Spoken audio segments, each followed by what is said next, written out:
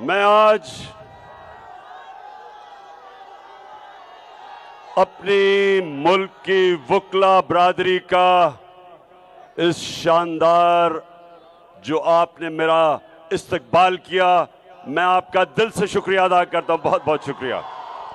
Member Punjab बार, आप सबका senior वकला और नौजवान वकला और जो मेरी बहनें यहाँ आई हुई हैं, मैं सबको आज इस इस्तकबाल का फिर से मैं आपका शुक्रिया अदा करता हूं।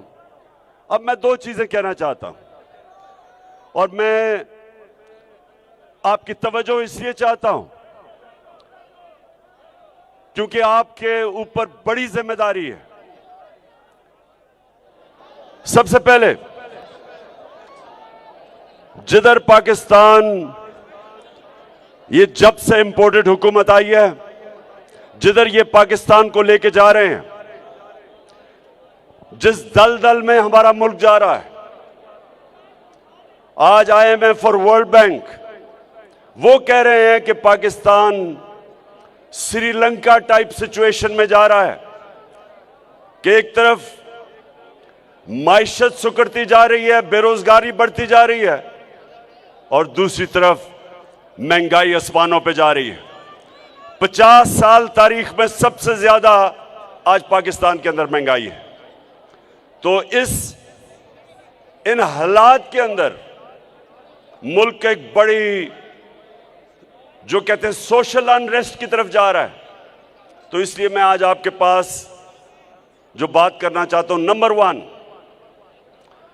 कि जब भी अब पाकिस्तान हमें इंशाअल्लाह इस दलदल से निकालेंगे तो सबसे ज्यादा जरूरत है इस मुल्क को वकला, लीगल कम्युनिटी, आप प्लीज सुन लें, रूल ऑफ लॉ की है। कानून की बालादस्ती की जरूरत है इस कौम को। जब तक इस मुल्क में इंसाफ का निजाम ठीक नहीं होता, माइशत नहीं ठीक होगी। मैं आपको बताऊं, सारी दुनिया मैंने देखी है। 20 साल ओवरसीज पाकिस्तानी क्रिकेट की वजह से रहा हूं। आधा साल बाहर क्रिकेट खेलता था, आधा साल पाकिस्तान में या दुनिया में। तो मैंने दुनिया देखी है। एक फर्क है, अमीर और गरीब मुल्कों के अंदर एक फर्क है। अमीर मुल्कों के अंदर रूल ऑफ लॉ है, इंसाफ है, और वो मुल्क जिधर गुर्बत है उधर जंगल का कानून है, उधर इंसाफ नहीं है। मुझे बताएं, कभी भी आपको मौका हो मगरबी ममालिक में जाने का, मैंने कभी नामालूम फोन कॉल से धमकियां किसी को नहीं देते देखा। मैंने कब्जा ग्रुप नहीं देखे। जमीनों के ऊपर किसी की जरूरत नहीं कब्जा करने की। मैंने आम आदमी को थानों के अंदर जिस तरह का जुल्म हुआ शहबाज गिल पे, किसी की जरूरत नहीं है करने की। किसी एक, ये नहीं कि वो कोई दहशतगर्द था या वो कोई माफिया का हिस्सा था या वो कोई हार्डन क्रिमिनल था। एक असिस्टेंट प्रोफेसर जो अमेरिकन यूनिवर्सिटी में पढ़ाता था, उसको उन्होंने नंगा करके 2 दिन तशद्दुद किया। ये किसी सिविलाइज्ड मुल्क में नहीं होता जिधर रूल ऑफ लॉ होता है। जरूरत नहीं होती किसी की। ये जो हमारे मुल्क में जिस तरह मीडिया के ऊपर सख्तियां, टेलीविजन चैनल्स बंद कर दी, जो इमरान खान को दिखाती थी चैनल बंद कर दी।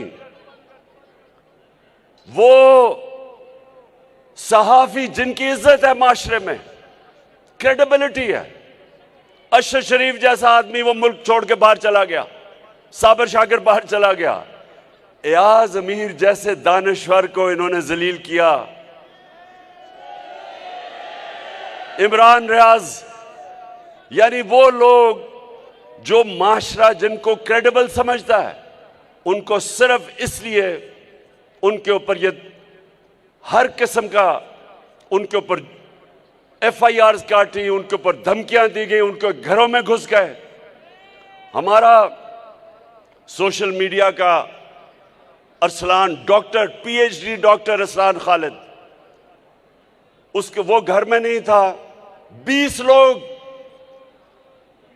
लोग उसके अंदर घुस गए, प्लेन कपड़ों के अंदर। सारी औरतें थी घर की, सिर्फ एक नौजवान था, उसको सारी औरतों के सामने मारा उसको। तो कौन से, मैं अपनी कौम को आज कहना चाहता हूं, मेरी कौम ये सुन लो, ये है जुल्म का निजाम, ये है जंगल का निजाम कि जो ताकतवर हो वो जो मर्जी करे और जो कमजोर हो कोई कानून उसकी हिफाजत ना करे।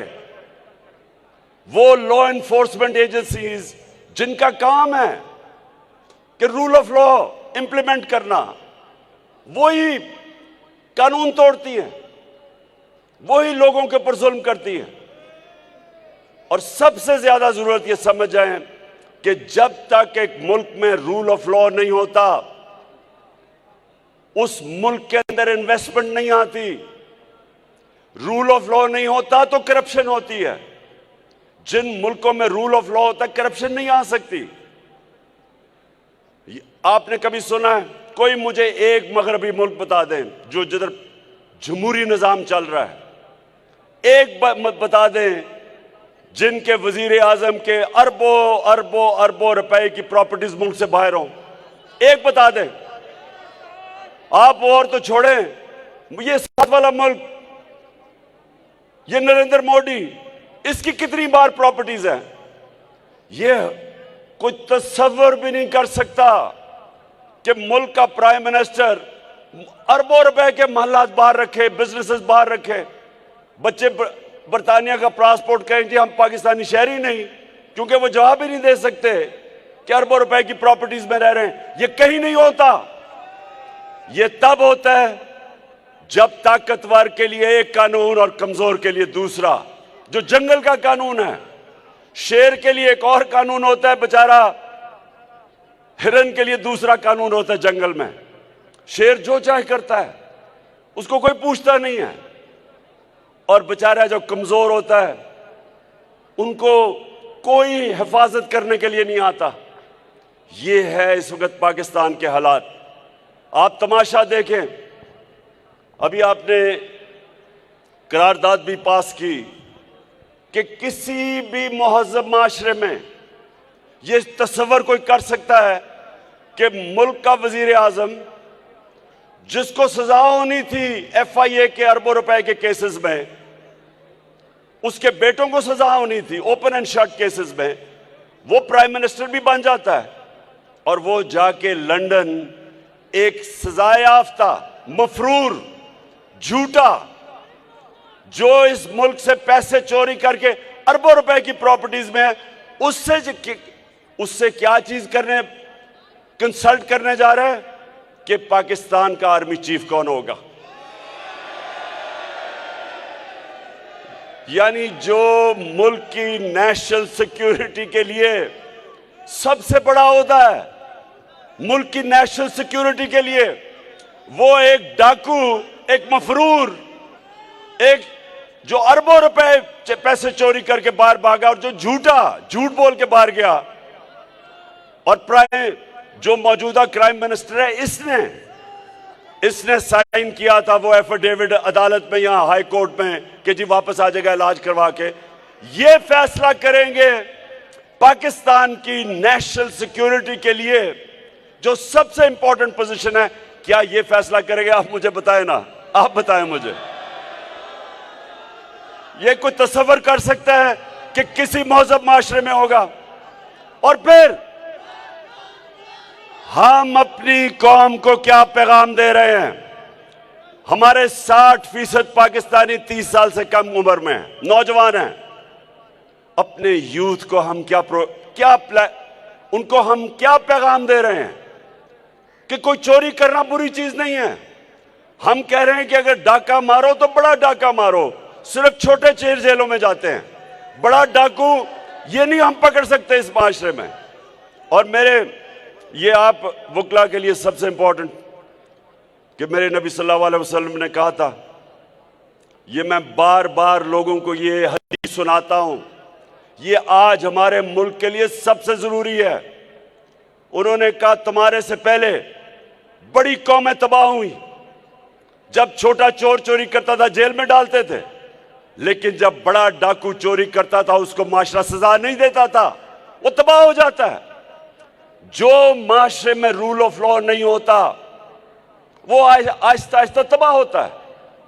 और ये जो इन्होंने 5 महीने में जो पाकिस्तान के साथ किया है, जब से ये बैरूनी साजिश के तहत ये डाकू हमारे ऊपर आए हैं, इन्होंने जो मुल्क के साथ किया है दुश्मन भी ना कर सके। वो इकोनॉमी जो मुश्किलों से कोरोना के बावजूद ठीक चल रही थी, 17 साल के बाद सबसे ज्यादा ग्रोथ रेट थी पाकिस्तान की। जो पाकिस्तान की इकोनॉमिक सर्वे इन्होंने प्रिंट किया उसके मुताबिक 4 फसलें रिकॉर्ड थी, एक्सपोर्ट्स रिकॉर्ड थी, टैक्स कलेक्शन रिकॉर्ड थी, इंडस्ट्री देर के बाद उठी थी, 11% ग्रोथ रेट थी। करके हम दुनिया को ये बतला, तो कैसे ये चोरों को ऊपर मुसल्लत किया। मुल्क की इकोनॉमी का भी बेड़ा गर्क, बेरोजगारी आज बढ़ रही है। फैसलाबाद जिधर मजदूर नहीं मिलते थे, आज 20% टेक्सटाइल इंडस्ट्री बंद हो गई है। किसान आज इस्लामाबाद में पहुंचे हुए हैं। किसानों के ट्यूबवेल के रेट आसमानों पे, खादों के रेट आसमानों पे। आज पाकिस्तान की फूड सिक्योरिटी का मसला बना हुआ है और सिर्फ इनको फायदा है क्योंकि इन्होंने आते साथ ही नैब की अमेंडमेंट करके अपने सारे अरबों रुपए के करप्शन के इनके केसेस खत्म हो रहे हैं। ये दूसरी दफा, पहला एनआरओ मुशर्रफ ने दिया था और अब ये दूसरा एनआरओ लेके अपनी चोरी खत्म कर रहे हैं और मुल्क का बेड़ा गर्क कर रहे हैं। इसलिए मैं आज आपके पास आया था और मैं ये चाहता हूं कि देखें, आपका बहुत बड़ा रोल है, आपकी जिम्मेदारी है इस मुल्क के रूल ऑफ लॉ के लिए खड़ा होना। इतना बड़ा जुल्म हो कि आपके सामने इनके अरबों रुपए के केसेस माफ किए जा रहे हैं। हमारा सुप्रीम कोर्ट के अंदर मेरा केस पड़ा हुआ है, ये नैब ऑर्डिनेंस, जो नैब की अमेंडमेंट के खिलाफ। लेकिन मुझे अपनी पाकिस्तान की वकला कम्युनिटी की जरूरत है अपने मुल्क के लिए।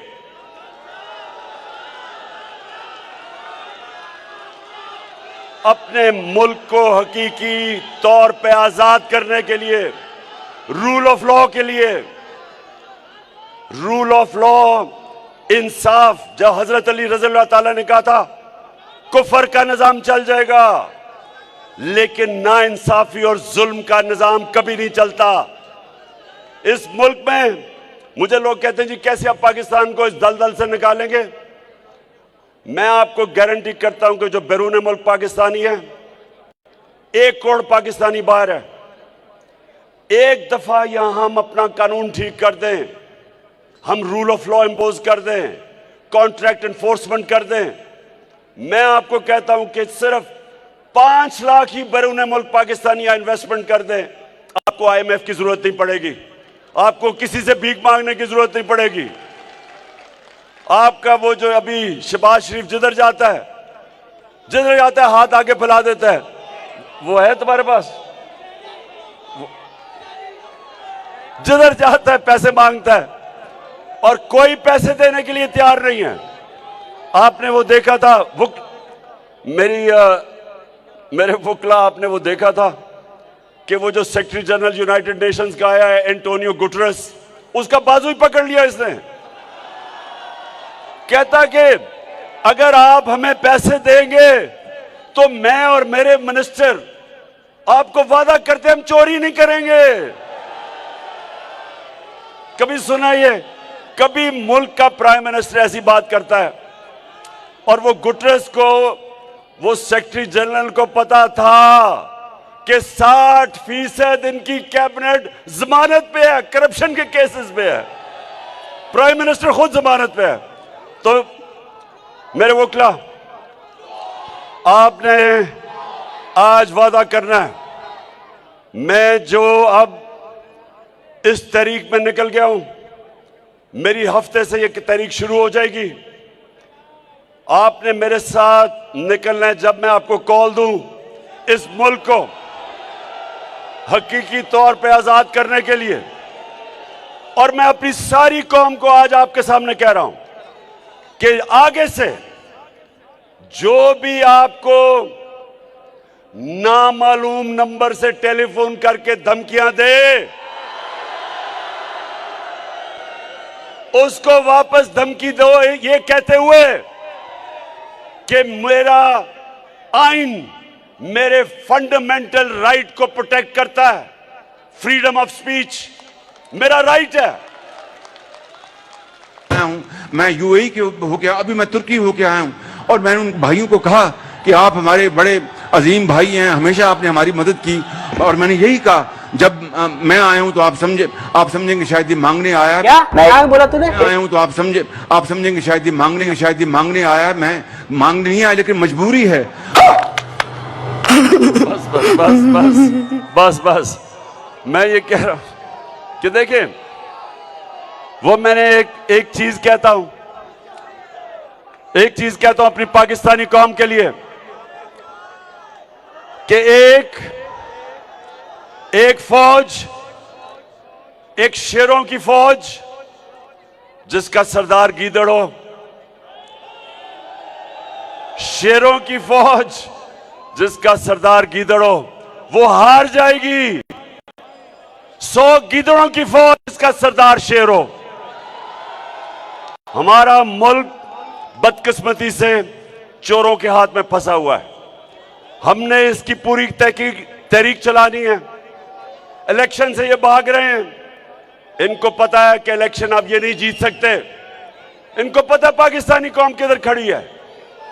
इसलिए ये सारे मिलके कोशिश कर रहे हैं कि किसी तरह कुर्सी को पकड़ ले और मुल्क बेशक नीचे जाए, क्योंकि 33% रुपया गिरा है, 33% डॉलर बढ़ा है, 33% इनके आने में इस मुल्क की दौलत कम हुई है।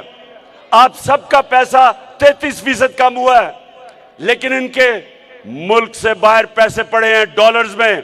इनकी दौलत में 33% इजाफा हुआ है। यहां लोग गरीब हुए हैं, ये अमीर हुए हैं। ये भी मेरे वोकला एक और चीज फैसला कर लो। आगे से अजान हो रही है, मैं बस खत्म कर रहा हूं। आगे से कभी किसी पार्टी को वोट ना देना जिसके लीडर और मिनिस्टर्स का पैसा पाकिस्तान में ना पड़ा हो। जिनका पैसा बाहर पड़ा है कभी उनको वोट ना देना, क्योंकि कॉन्फ्लिक्ट ऑफ इंटरेस्ट है। रुपया गिरता है उनको फायदा होता है या नुकसान होता है लोगों को। अब जो रुपया गिर रहा है, कौम में महंगाई आ रही है, कौम की दौलत में कमी हो रही है, लेकिन लंदन में वो बैठ के और ये जरदारी और ये नवाज शरीफ, इनकी दौलत में इजाफा हो रहा है। इसलिए आप सब तैयार हो जाओ, मैं कॉल दूंगा और इंशाल्लाह हकीकी तौर पे अपने मुल्क को आजाद करेंगे। पाकिस्तान जिंदाबाद।